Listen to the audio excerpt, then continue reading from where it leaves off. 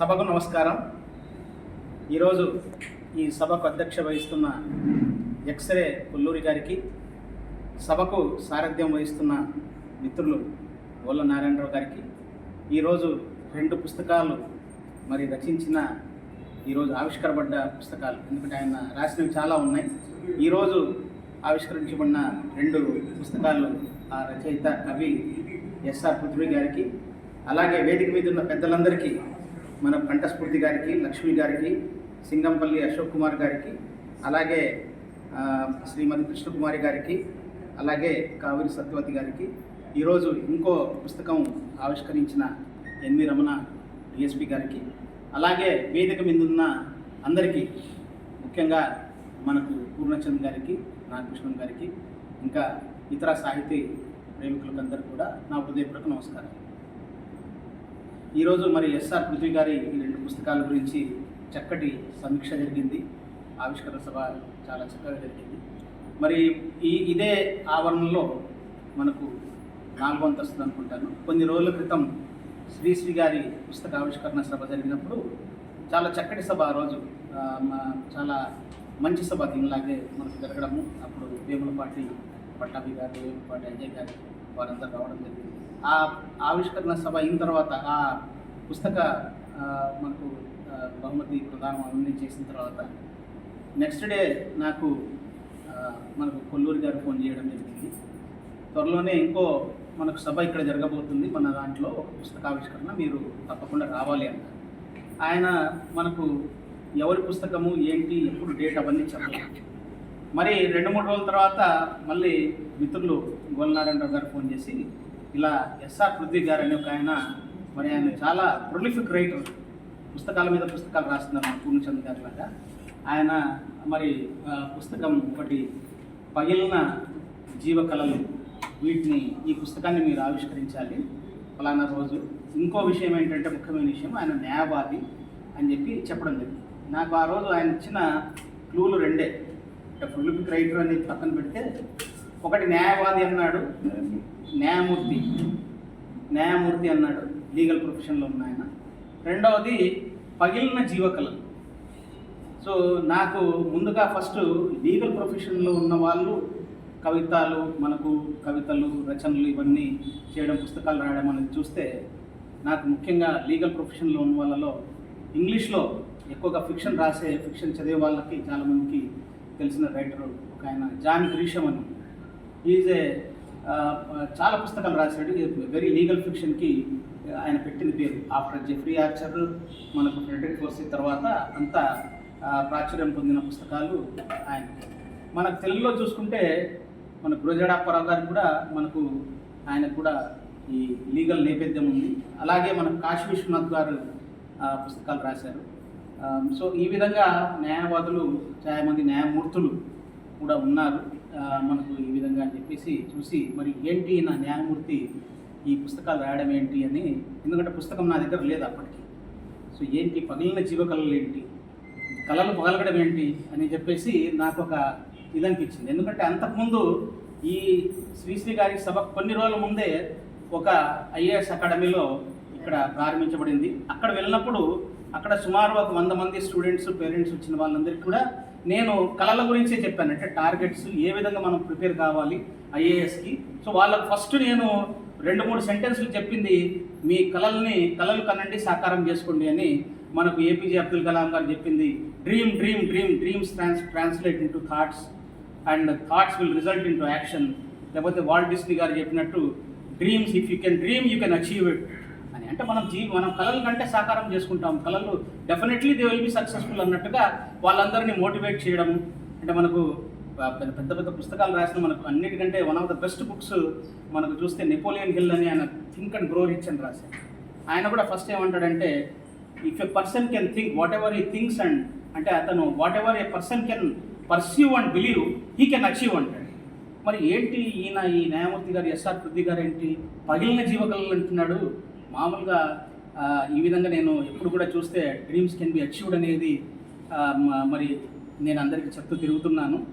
ఏంటి పరస్పర అంటే వైవిధ్యం, కాంట్రడిక్టరీగా ఉన్నాయేంటి, ఏంటి పుస్తకం ఈయన పగిలిన జీవకళలు అంటే ఎలా పగులుతుంది. మామూలుగా చూస్తే మనం చాలామందివి భారతీయుల్లో ఎక్కువగా ఉంటే సినిమా నేపథ్యం ఎక్కువగా మనం చూస్తూ ఉంటాం. సో సినిమాల్లో కళల గురించి చూస్తే కళల్లో చాలా బ్యూటిఫుల్గా ఉంటాయి సినిమాల్లో కళలు. మరి ఇక్కడ ఉన్న వాళ్ళందరూ చాలామంది ఎక్కువగా నా ఏజ్ గ్రూప్ ఉన్న వాళ్ళు ఉన్నారు కాబట్టి సో వాళ్ళకి ఇఫ్ దే కెన్ కోరిలేట్ మనకు అమితాబ్ బచ్చన్, రేఖ, సిల్సిలా సినిమా, యాష్ చోప్రా అని ఒక పెద్ద పెద్ద డైరెక్టర్ ఒక గ్రాండ్ సెట్టింగ్ మనకు ఎక్కడో మనకు తీసుకెళ్ళి ఏ స్విట్జర్లాండో లేకపోతే నేపుల్స్, స్పెయిన్ అక్కడ ఇక్కడ మంచి ఒక లష్ మనకు గ్రీన్ ఫీల్డ్స్ కాదు ఎల్లో ట్యూలిప్స్లో మనకు కళల గురించి దేకా ఏ కాబుతో సిల్సిలే హుయి అన్నట్టుగా అక్కడ కళ గురించి ఉంటుంది. జావేద్ అఖ్తర్ గారు చక్కగా రాశారు. మరి అలాగే ఇక్కడ చూస్తే మనకు తెలుగులో కూడా మన తెలుగు సినిమాల్లో కూడా చూస్తే వేటూరు సుందరరామూర్తి గారు మనకు స్వప్న వేణువేదో అని చెప్పి ఒకటి సంగీతం ఆలపించినట్టుగా అక్కడ కూడా గ్రాండ్ సెట్టింగ్. మరి ఏంటి ఈయన పగిలిన జీవకళలు అంటున్నాడు అన్నప్పుడు నాకు ఎవరిని అడుగుదాము, ఎవరైనా సాహిత్యకులను అడుగుదామా ఏంటి దీని గురించి అంటే మళ్ళీ ఈయనే నాకు వచ్చాడు. లేదంటే మీకు పుస్తకం పంపించడం జరుగుతుంది, మీరు పుస్తకం చూడండి అని. సరే అని చెప్పిన తర్వాత కొల్లూరి గారు మీరు ఇద్దరు కలిసి పుస్తకాలు పంపించారు. చూస్తే ఈయన కళలు ఇంతకుముందు సమీక్ష చేశారు కృష్ణకుమారి గారు. ఇవి ఖచ్చితంగా మనకు సాకారం కావడానికి చాలా కష్టం. ఎందుకంటే ఈ వ్యక్తిగత కళలు కాదు. నేను చెప్పినవన్నీ ఏంటి వ్యక్తిగతంగా ఇండివిజువల్గా ఏ పర్సన్ థింగ్స్ అబౌట్ హిమ్సెల్ఫ్, తన గురించి కలగని, తను ఏదో కావాలనుకోవడము, తను ఏదో సాధించాలనుకోవడం అలాంటివి కాదు. ఈయన ఒక మంచి సమాజం గురించి, ఒక మంచి మనకు ఒక ప్రభుత్వం కావాలి, ప్రజలందరూ బాగుండాలి, ఇలాంటి కళలు కన్నాడు. ఇలాంటి కళలు కంటూ వాటిని రాస్తూ అవన్నీ మరి పగిలిపోయిన జీవకళలు అంటూ రాశారు. అసలు ఈయన కళలేంటి ఒక్కసారి చూస్తే అది చాలా చక్కగా ఆయన ఒక కళ కంటాడు. ఏంటి కుల వ్యవస్థ మనకు కొమ్మలు విరిగిపోవాలి అంటాడు. మరి ఈ కళ సాకారం అవుతుందా? కళ విరిగిపోవడమే కానీ సాకారం అవ్వడం కష్టం. కాబట్టి రెండవది ఈయనేమంటాడు, మత సామరస్యము మనకు మమతల శిఖరంపై నిలవాలన్న మనకు ఒక వాంఛ మనకు పచ్చని పైరులాగా రెపరెపలాడుతుంది నా కళలో అంటే. మరి అది సాధ్యమేనా మన భారతదేశంలో అనేది చూస్తే మరి ఆయన కళ కలగానే ఉండిపోతుంది, కళ పగిలిపోతుంది అనిపిస్తుంది. అలాగే ఇంకో చోట సగటు మనిషి ఆకలి తీర్చి బట్ట కట్టి గూటలో నిలవాలని ఉంది అని ఒక కళ కంటాడు.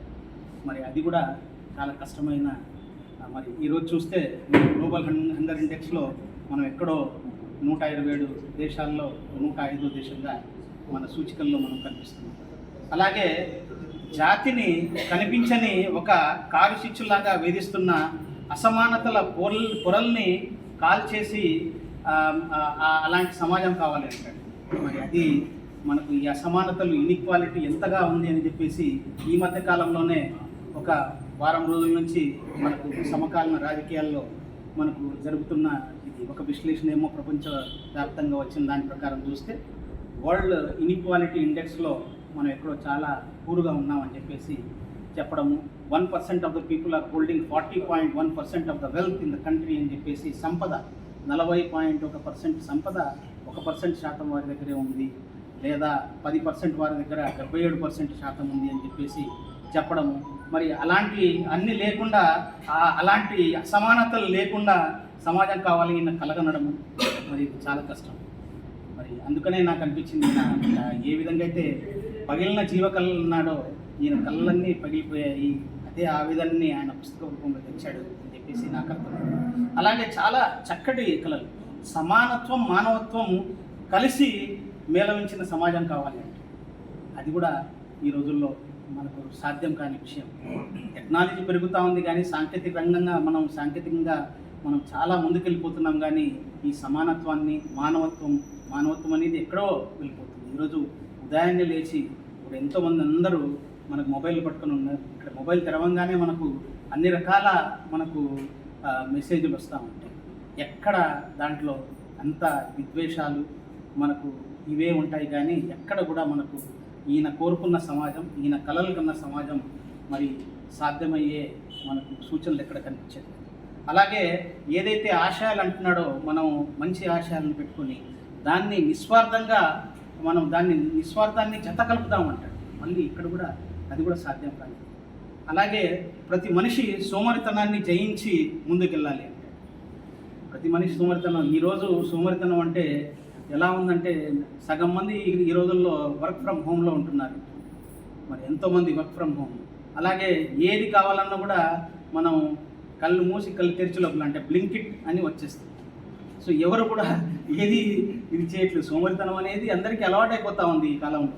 సో నేను మామూలుగా చూసేవాడిని చాలా చోట్ల మనకు ఒబేసిటీ అని. ఈ రోజుల్లో మన పిల్లలందరూ చాలామంది పిల్లలు ఒబేసిటీకి గురి అవుతున్నారు. ఎందుకంటే ఇలాంటి యాక్టివిటీస్ అన్నీ తగ్గిపోయి సోమరితనం అనేది మనకు పెరిగిపోతా ఉంది. అలాగే ఈయన ఏమంటాడు ఒక విద్యా వైద్యం అందరికీ చేరువ కావాలి అంటాడు. అనేది నా ఆశ అంటాడు.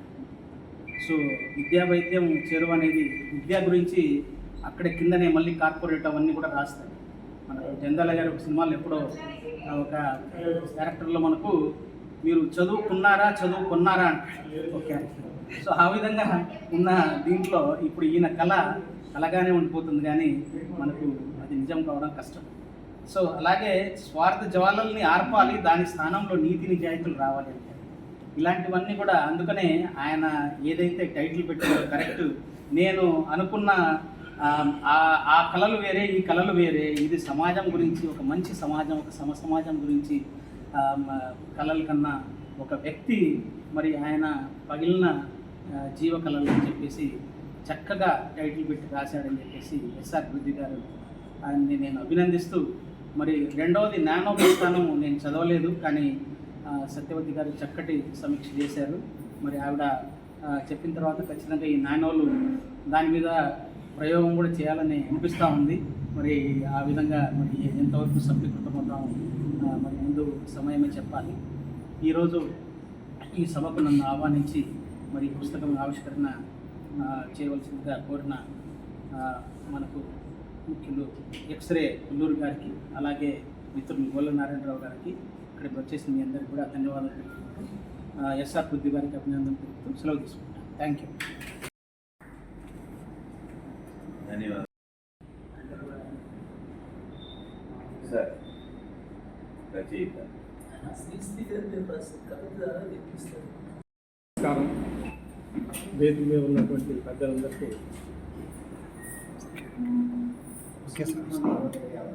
వస్తుందండి. వేదిక మీద ఉన్న పెద్దలందరికీ నా ధన్యవాదాలు. పెద్దగా మాట్లాడండి సార్. అది మైక్ సరిగ్గా లేదు. పెద్దగా మాట్లాడండి. నేను ముఖ్యంగా స్పీకర్ను కానండి, ఇది కూర్చుని రాసుకునేటువంటి కవిని మాత్రమే. కొల్లూరు గారు ఆ పుస్తకం అందిన తర్వాత ఆ కొల్లూరు గారు ఫోన్ చేసి మీ పుస్తకం విజయవాడలో ఆవిష్కరణ పెడతానని అన్నారు. అయితే అప్పటికే వారు 2 పుస్తకాలని విజయవాడలో ఎక్స్రే సంస్థ ద్వారా ఆవిష్కరణ చేయడం జరిగింది. అది విమర్శ కావ్యం. తండ్రి మీద వచ్చినటువంటి కవిత్వాన్ని విశ్లేషిస్తూ రాసినటువంటి పుస్తకం అది. బహుశా తండ్రి మీద వచ్చిన విమర్శ కావ్యం అది ఒకటే అని నాకు అభిప్రాయం. ఇంతవరకు ఎవరు నేను రాసిన తర్వాత ఇంకెవరు ఆ టాపిక్ని తీసుకుని విమర్శ కావ్యం రాయడం జరిగింది. ఆ తర్వాత 2017 ఆ ప్రాంతంలో సిరిసిరి నాణ్యులు ఆ గ్రంథాన్ని కూడా కొల్లూరు గారే ఎక్స్రే సంస్థ తరఫున ఆవిష్కరణ చేయడం జరిగింది. మరి వారికి నా మీద ఉన్నటువంటి ప్రత్యేక అభిమానం ఈరోజు ఇక్కడ 2 కావ్యాలు ఆవిష్కరణ చేయడానికి ఏర్పాటు చేయడం, మీ అందరి సమక్షంలో 2 కావ్యాలని ఇక్కడ పెద్దలు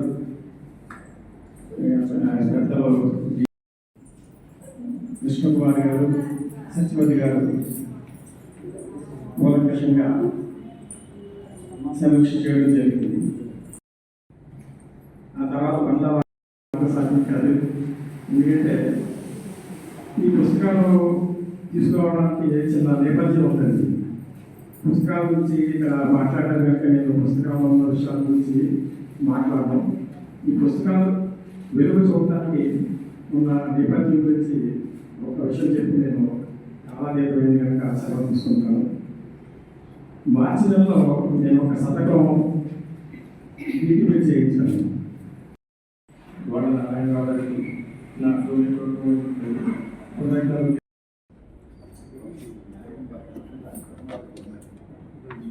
వేదికను అలంకరించిన పెద్దలందరికీ కూడా సాయంత్ర నమస్సుమాంజలు. వేదిక ముందు ఆశయులందరికీ కూడా అభివందనాలు. పృథ్వీ గారు అందించిన సాహితీ సంపద పచ్చదనమై పరచు పట్టు తివాసీలాగా ఉంది.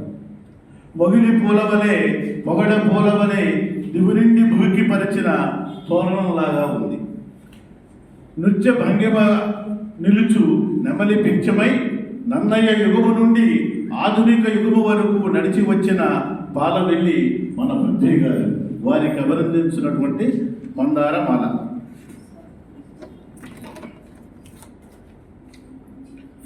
ఎక్స్రే సాహిత్య సాంస్కృతిక సేవా సంస్థ, కార్పొరేట్ జిఆర్కే పోలవరపు సాంస్కృతిక సమితి విజయవాడ వారు సమర్పిస్తున్న అభినందనాక్షర చందన సుగంధ మాలిక. విద్యావేత్త, బహుముఖ ప్రజ్ఞాశాలి, నిరాడంబరుడు, సౌజన్యమూర్తి, సాహితీమూర్తి, రచయిత, సౌహృదయ న్యాయమూర్తి పృథ్వీ సుబ్రహ్మణ్యేశ్వరరావు గారి పగిలిన జీవకళలు నానో ప్రస్థాన పుస్తకముల ఆవిష్కరణ సందర్భంగా సమర్పిస్తున్న అభినందనాక్షర చందన సుగంధ మాలిక. జననము, ఉద్యోగ విశేషాలు. శ్రీ ఎస్ఆర్ పృథ్వీ గారు మే 1, 1954 సంవత్సరంలో రాజమహేంద్రవరములో జన్మించి బీకాం, బిఎల్ పట్టా పొంది జిల్లా న్యాయశాఖలో వివిధ హోదాలు చేపట్టి తనకు తానే సాటి అనిపించుకున్న న్యాయమూర్తి. రైల్వే మెజిస్ట్రేట్ కోర్టులో 2వ తరగతి మెజిస్ట్రేట్గా పనిచేసి కీర్తి ప్రతిష్టలు సంపాదించుకున్న మహనీయులు మన పృథ్వీ గారు. సాహిత్య రంగము 5 దశాబ్దాల పైబడి సాహిత్య రంగములో పద్యము, కథ, వచన కవిత్వము, గజల్, వ్యాసము, సాహిత్య విమర్శ, సమీక్షలు మొదలుగా 25 సాహిత్య ప్రక్రియలో రచనలు చేసి 44 గ్రంథాలు వెలువరించారు. అంతేకాక వందల సంఖ్యలో వ్యాసాలు, సమీక్షలు రాసి సాహిత్య కిరణం, ఆకాశవాణి విశాఖపట్నం కేంద్రంలో పృథ్వీ గారి కవిత్వము, సాహిత్య ప్రసంగము, నాటిక, రేడియో రూపకము మొదలగు కార్యక్రమాల్లో పాల్గొన్నారు. వీరు ఉభయ తెలుగు రాష్ట్రాల్లో ఎన్నో సాహితీ సభల్లో సన్మానాలు, పురస్కారాలు. హైదరాబాదు పొట్టి శ్రీరాములు తెలుగు విశ్వవిద్యాలయం వారి నుండి కీర్తి పురస్కారము, గజల్ ప్రతిభా పురస్కారము, జాతీయ జీవన సాఫల్య పురస్కారము, శ్రీశ్రీ అవార్డు వంటివి అనేకము అందుకున్నారు. వీరి రచన ఈ మట్టి మనదే మీద శ్రీమతి సుజన గారు పరిశోధన చేసి పిహెచ్డి, అలాగే డాక్టర్ ఆశీర్వాదం గారు వీరి రచనల మీద పిహెచ్డి డిగ్రీ అందుకున్నారు. పృథ్వీ గారికి ఆధునిక సాహిత్య బ్రహ్మ, సాహిత్య రత్న, కవితా ధురీణ వంటి 9 బిరుదులు అందుకున్నారు. సాహిత్యంతో పాటు సాంఘిక సేవలోనూ వీరిది అందవేసిన చేయి. అనేక ప్రత్యేక సంచికలను సంపాదకత్వం వహించారు. వీరు గొప్ప విశ్లేషకులు, ఉగాది సమ్మేళనాల్లో పాల్గొనిన సాహిత్యాభిమాని. క్రమశిక్షణే ఊపిరిగా, మీ తీర్పులే ఉచ్ఛ్వాస నిశ్వాసాలుగా, సహచరులకు విజయనికేతనముగా ఎగురవేసిన మీ సామర్థ్యము, మీ సమయపాలన అనన్య సామాన్యము. పృథ్వీ గారి అర్థాంగి ప్రతి విషయములోనూ వీరికి చోదోడు వాదోడుగా ఉంటూ చక్కని సలహాలు ఇస్తూ వారి ఉన్నతికి తోడ్పడిన మహనీయురాలు. మీ దంపతులు ఇరువురికి ఆయురారోగ్యములు చేకూరి సకల సంపదలతో విలసిల్లుతూ మరెన్నో పురస్కారాలు, బిరుదులు పొందాలని మనసారా కోరుకుంటూ మీకిదే అభినందనాక్షర చందన సుగంధ మాలిక. అక్షర అంకింతలు లైన్ డాక్టర్ పురాణం రాజేశ్వర శర్మ, ఎక్స్రే అధ్యక్షులు, కొల్లేరు వారి సందర్భంగా సమర్పిస్తున్నటువంటి సుగంధ మాలిక.